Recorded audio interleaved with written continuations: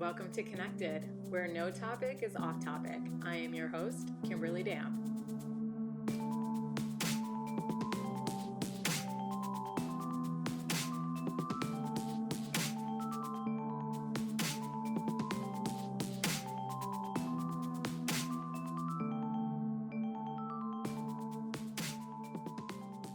Hey loves, welcome back. So this week I'm actually going to air an episode, which I consider is like part of the early tapes. The early tapes is essentially a collection of episodes that I recorded a while back. As I said in my first episode, I really resisted the the calling to do this podcast, but that didn't stop me from recording. And occasionally I would just sit down and talk about something that I was feeling or going through, or just something that I felt needed to be shared. This episode was actually recorded with my cousin when she was visiting from out of town, and as two fire signs would have it, we got into the conversation of sex. So I apologize if this episode seems like it's not necessarily in flow with the ones that surround it, but I'm an artist, so I kind of enjoy doing those things. But anyway, regardless, I felt that there was a lot of valuable information. Trust me, I thought about tossing it. But again, sometimes I just feel that if I am being called to speak about it, then maybe somebody will be called to need to hear something that's within it. So here we go. Enjoy.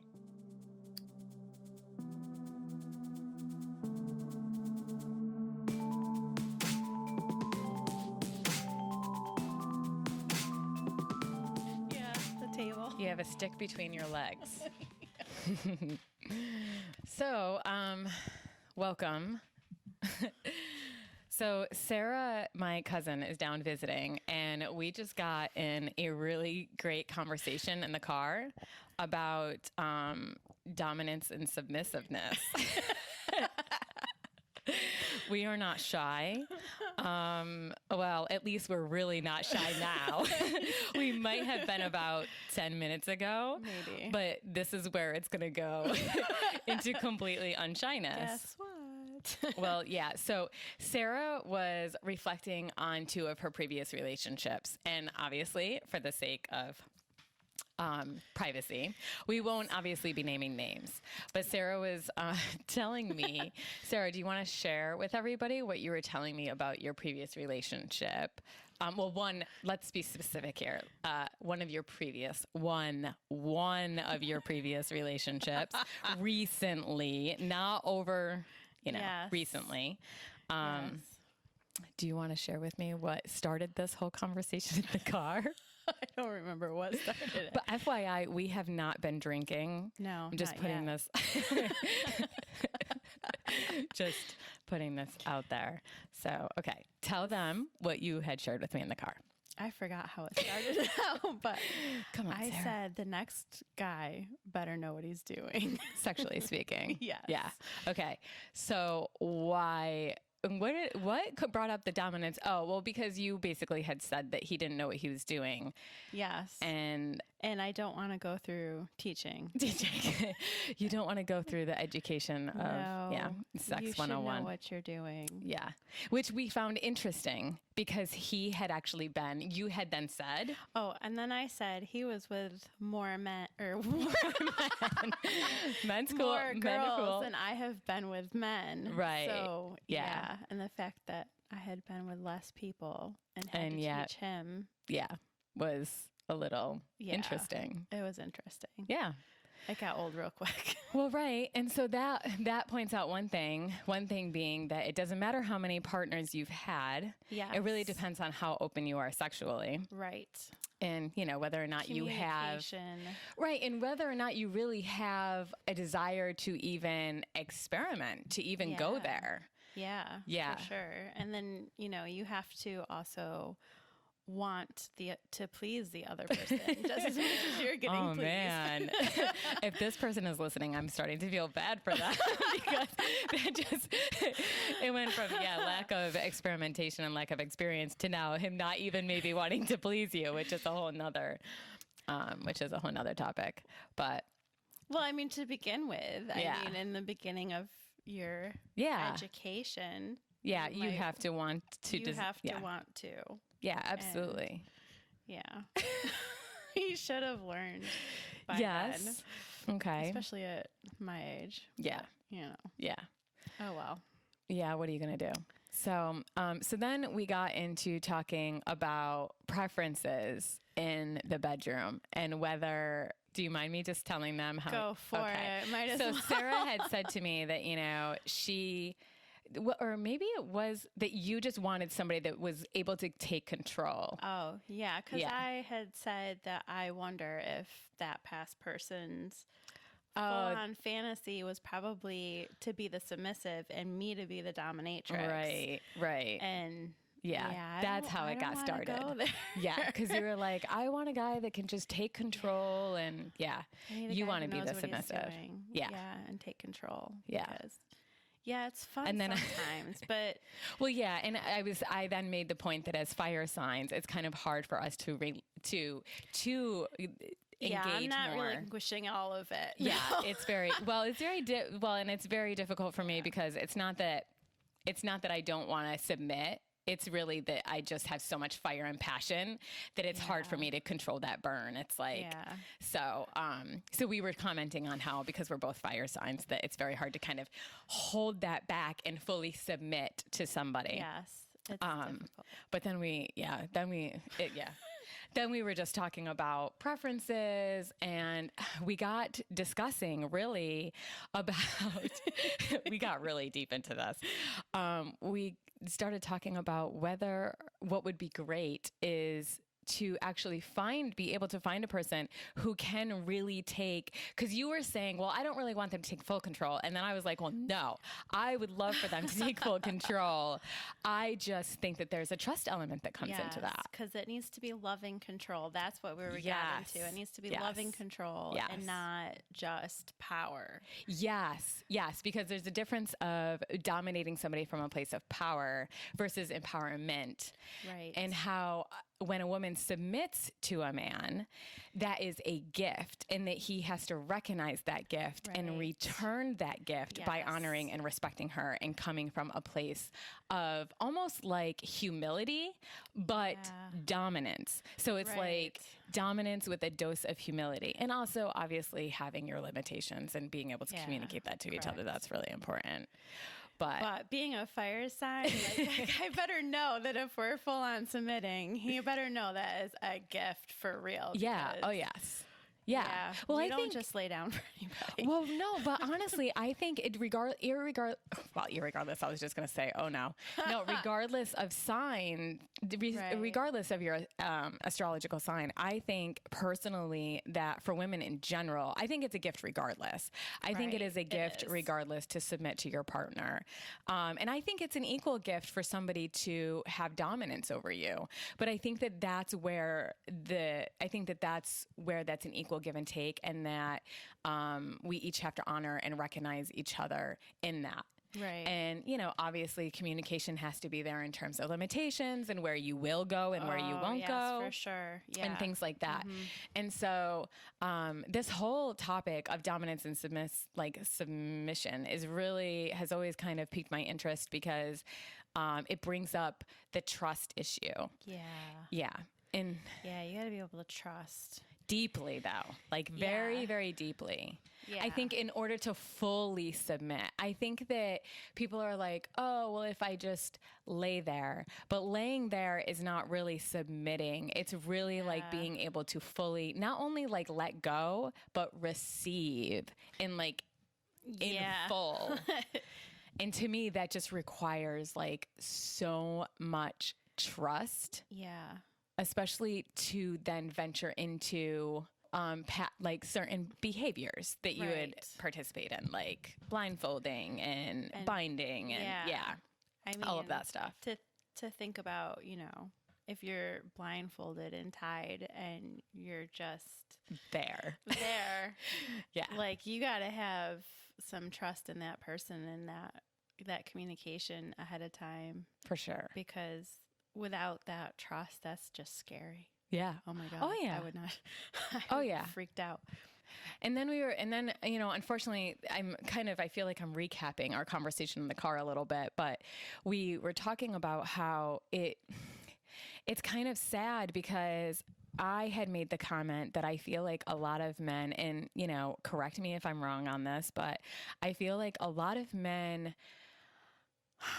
want the fantasy of like dominance and submission on a surface level, right? But not actually the full like embodied depth of it. Yeah.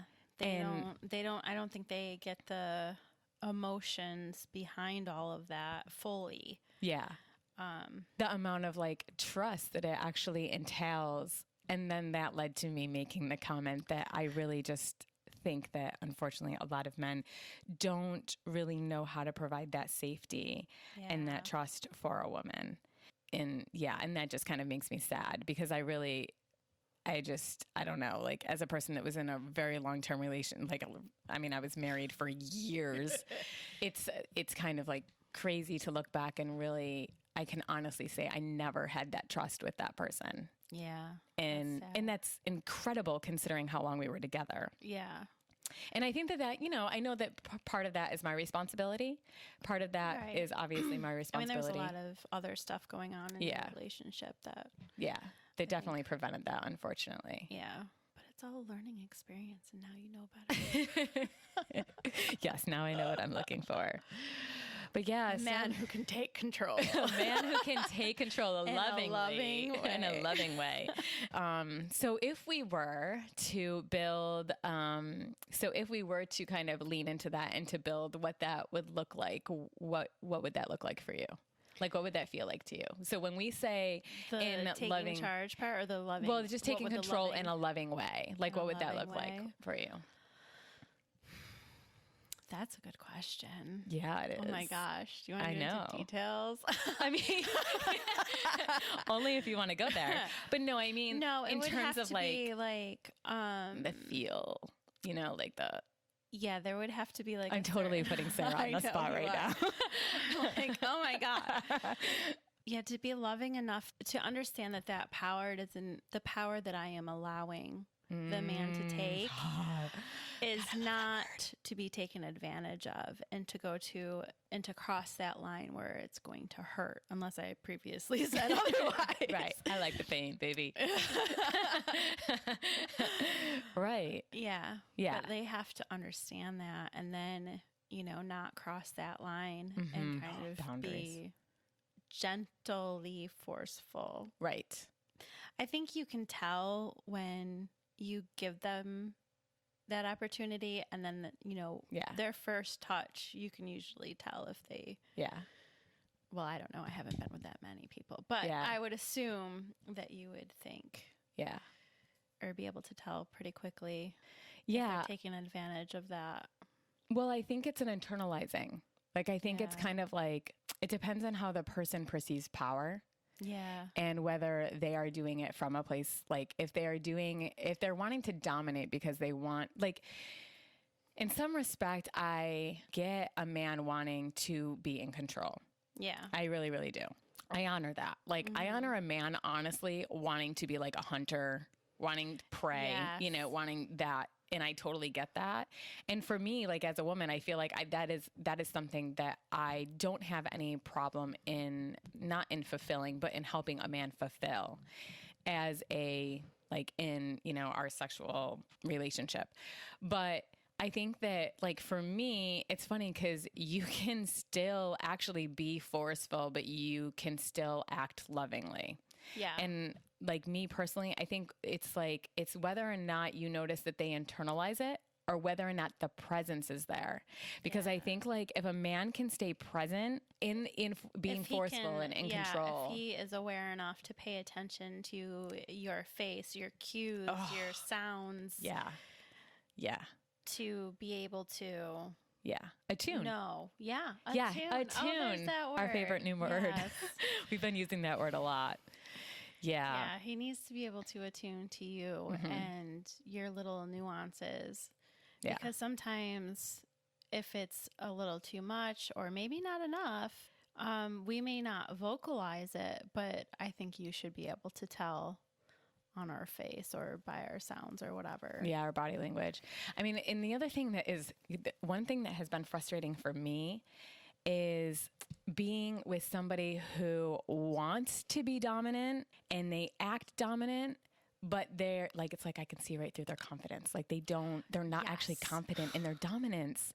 And I'm just like, what is wrong with you? Like, and they're like acting the part rather than actually embodying the part. And that is like such a turn off for me, which is so sad because it's like, dude, I know you're trying, but yeah. It's like you either know what you're doing or you don't know what you're doing. Don't pretend. Right, but it really does come from a strength from within. Yeah. And I think also being attuned to your partner, I think that's where it's like the recognition that it's a gift. Because when you understand that it's a gift, it does I feel like it would increase your confidence. Like I'm just thinking like if I was to dominate a man, let's just face it, I'm a fucking Aries. I got confidence up the ass. I mean, I just feel like I'm like, no, I'm good with that. Never mind, guys. I don't know where on earth I was going with that, but it just totally fell flat. I was trying to act unconfident, and then I was like, let's just be honest. I'm the fool. Whether or not I pull it off, like I don't even know. I'm like, it doesn't matter. Yeah, I dominated you. Like, whether I pulled it off, I've got no idea. But no, I really can't relate to that. No. But yeah, the confidence, and it's so sad because I think guys are so, unfortunately it's like we want them to be considerate of us and we want them to be like respectful and honor the feminine, but at the same token, it's like, it's okay to be forceful. And it's really, I feel bad for them sometimes because I'm like, they get all these mixed messages. Like they're told to be gentle. I mean, how many times maybe for you it wasn't, but when you first had sex, how many times did the guy be like, are you okay? Are you okay? Are you okay? Are you okay? Actually, the very first time I got that quite a bit. Well, that's what I'm saying. But yeah. That's what I'm saying though, is they're taught like when they have sex for the first time with a female, it's like, you need to make sure that she is fucking okay. Like, especially when she's got tears coming down her face. Right, which that is valid, obviously. But it's like when you get and you've been having sex for 5 years, it's like you don't need to ask me every 5 seconds whether or not I'm okay. It's going to be okay. Unless you're doing something really really naughty. Yeah. Not naughty. Just right, experimental. just yeah. I mean, it depends on who you are as a female. Absolutely. Yes. That's not what I'm saying. But what I'm saying is, no, every 5 seconds, that's got to that takes away from the fun. Yeah, I feel like we're getting way off topic. Yes. Let me be able to feel it for a minute. Right. Give me a minute. I'm sorry, this conversation is just, I feel like it's just going poo, but going around and tangents. Yeah, going back to the question that I asked you, it's a difficult question to answer. And I think that, that's why it's kind of great that we're talking about it. Yeah. Because I've thought about it myself and I kind of am like, well, what would that feel like to me? And to me, it just feels like a guy that honestly is secure in himself that number one, he can be dominant and he's not afraid of his dominance. Right. And that's tricky because unfortunately a lot of guys are not raised that way. Yeah. And there's a big difference between, the toxic masculinity versus somebody who can embody their masculine energy and just fucking take that action. and that's that initiatory and just that taking and going with it and not looking back and having that confidence and also having the trust within your partner and knowing your partner that they will stop you. And that's where our safe words come into play. But they're gonna and then it's okay to practice. Yeah. And, if you want to flip flip sides, that's great. And, you might not have that confidence to begin with, but if it's still not there after a while. Yeah. Then to me, it's like, you're not really trusting yourself or your partner at that point. Right. Yeah. Yeah. for real. For real. Or maybe you're just not comfortable and you need to speak up and be like, I'm sorry. Well, and then, if you're not trusting yourself or your partner at that point, then obviously there's some work to be done. Yeah. Then that to me says that, there's not enough communication, that you don't even feel comfortable enough to be open with each other. Yes. Are you comfortable enough to say penis and vagina? Penis, vagina. For those of you that are too young for Varsity Blues, I'm sorry, but yes. You need to watch it. Anyways. Yeah. So going back to the whole safety and building trust. Do we, I kind of made a very offhanded, not offhanded, but just a comment that I just didn't think that men were really interested in creating that. And so unfortunately, I think women and men are actually both craving that dominance and submission in the bedroom to whatever extent. That's up to you. But I think we're all craving it. But for some reason, it's not occurring on a deeper, more conscious level, that it's staying on the surface level. And that's because nobody's really investing. They're interested or just plain old don't understand, there's a difference. Maybe they are interested, but they don't understand the depth of it. Goes deeper. Yeah.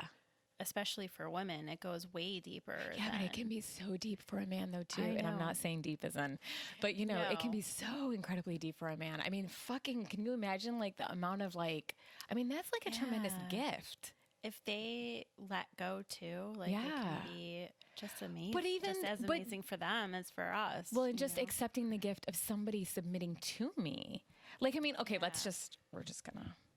to take this to animals for a second. Okay. We're going to completely put this in a non-sexual. Oh, okay. Okay. Non-sexual. Think about when you are petting your dog or your cat and animals are so funny and that they just are fucking give me whatever you want. They're just do what you're going to do to me. Yeah. And so it's that same thing where I look at it, everybody, how you'll meet people and they're like, oh, my dog lets them pet them on their belly. That means that they trust me so much. And so it's the same idea. It's the same idea that your animal is surrendering to you in full, and yes, it's non-sexual, but it's still the same idea. So I just look at that. If I was a man and I was dominant and I was able to receive that surrender from my partner, I would just be like, wow, that's that's an amazing gift.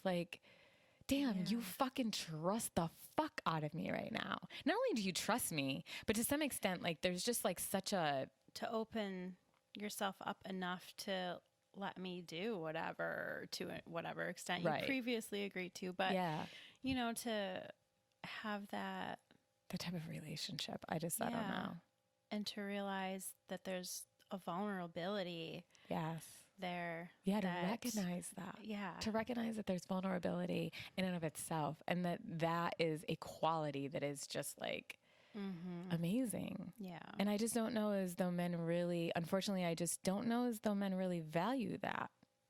And so my question is, I guess, do men really understand the depth of the dominance and submissive roles? Are they really capable of providing that amount of trust and safety for a woman? Do we have to start there? Is it the education behind what true safety is? Is it the education that behind that women crave safety from their partners probably more than any other quality? Oh yeah. Does it start there, or where does I'm thinking I'm trying to trace it back and figure it out? Or is it the valuing of the feminine and when I say feminine, I mean the energy of the feminine, and that there's vulnerability and receptivity to that? Right. So do we start at first we need to value receptivity and vulnerability? Or do we start at first we need to establish safety and trust? Yeah. I think I think it gets so messed up and screwed up in our society because, men are taught not to cry. We could start that there too, but I mean, the culture, the porn culture, and girls are just always willing to, yes, we're just their toys, or that we're just there for them. That's not how it is. No, and No. You know, I mean, that maybe there are, you know, I'm sure that it happens. Yeah. Everybody just wants to have fun. Yeah. Every once in a while. Yeah. Oh yeah. No, But I mean, but that's not how it always is. Yeah. And those one-nighters, you know, I highly doubt they go into the depth that we're talking about right now. So no. I think that there needs to be more education and I think it starts awareness of feelings. Being able to experience your feelings. Yeah. Men need to be able to be honest and open about their feelings and recognize those feelings and then recognize them in their partner. And if they can do that, then I think, you know, the rest of it kind of falls into place. Right. Because ultimately when you're denying your feelings, then you're denying everybody else's as well. Yeah. You're really just not honoring them. And if if you're shoving them down without even recognizing what that is, like most people, if they get angry, they think they're angry. Well, there's a reason why you're angry. Angry isn't the emotion. There's there's something behind that anger. And anger is just a mask to a whole bunch of other very true feelings. And I think that needs to be educated as well. Yeah. And yeah, it's really interesting. Yeah. For sure. So maybe it is starting with recognizing that really just honoring the feminine within and starting to allow men to actually feel. Yeah.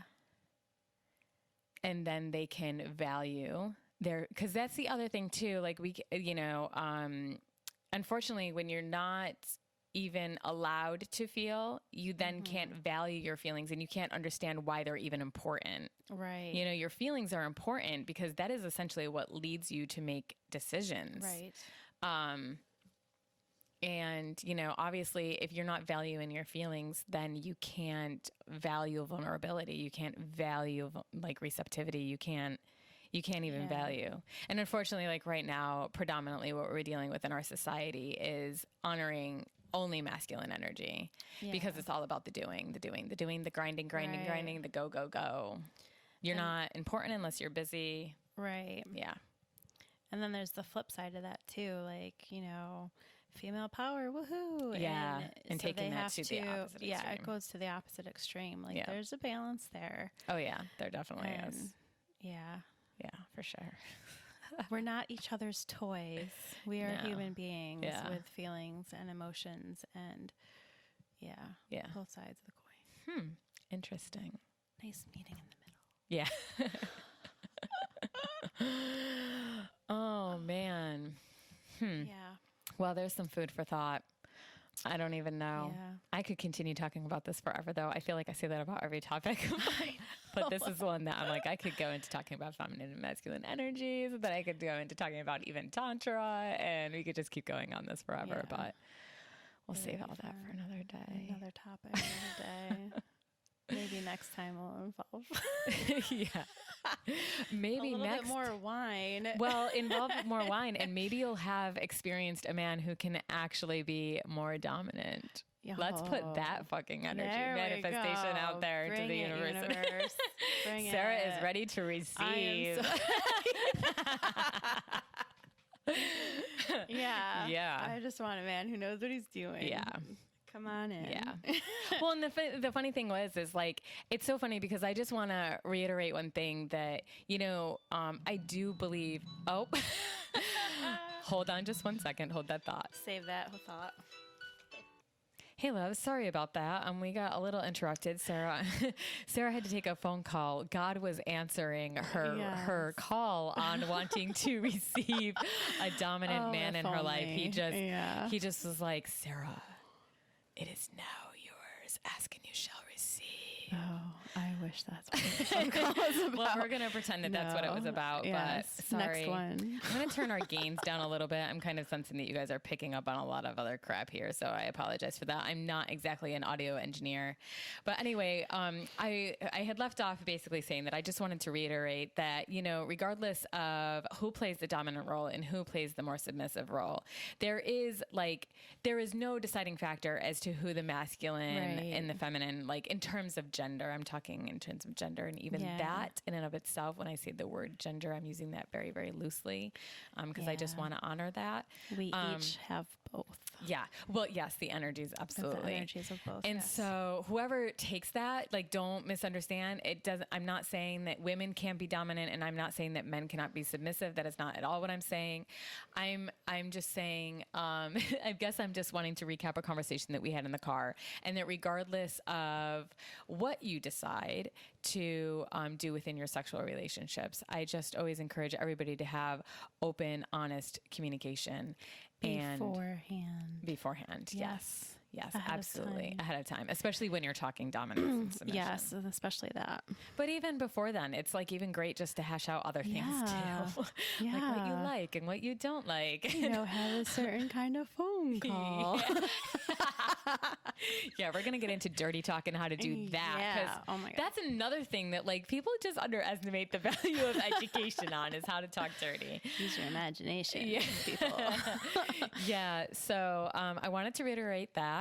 I also wanted to reiterate that when I say, you know, because I think that a lot of men are going to have a really hard time understanding when we use the term. Sarah, what did I tell you about turning your sound off? I think a lot of men are going to have a hard time kind of meshing being loving and dominant together. And I do want to just say that I do think that full-on dominance can be achieved in a loving way without necessarily being gentle. You can be gentle, but I think you can also be rough as fuck, if I'm just to put it there. But I think that does require a certain amount of security in self, and a security in your relationship, and confidence. And confidence, that obviously. Conversation ahead of time. Yes, to know where to go and when to stop. Yes. Yeah. So I think we're good to leave it there before going into some other things here. So I hope that you guys enjoyed this podcast. And Sarah, is there anything else that you want to say? I don't think so at this moment. Okay. I'll think of something in like 10 minutes. Yeah. Well, by then I'm hoping to have that wine out. And yes. Okay. Yes. Okay. So no, I think we're good. I think we. Yeah. Okay. All right, guys. So I will leave you on that. I hope you enjoyed this podcast. And if you have any comments or suggestions in the future, if you want me to talk about anything, please just let me know. You know, leave me, drop me a direct message or a comment, or you can even email me at kimberlydam@gmail.com. But I love you and stay connected. Yeah.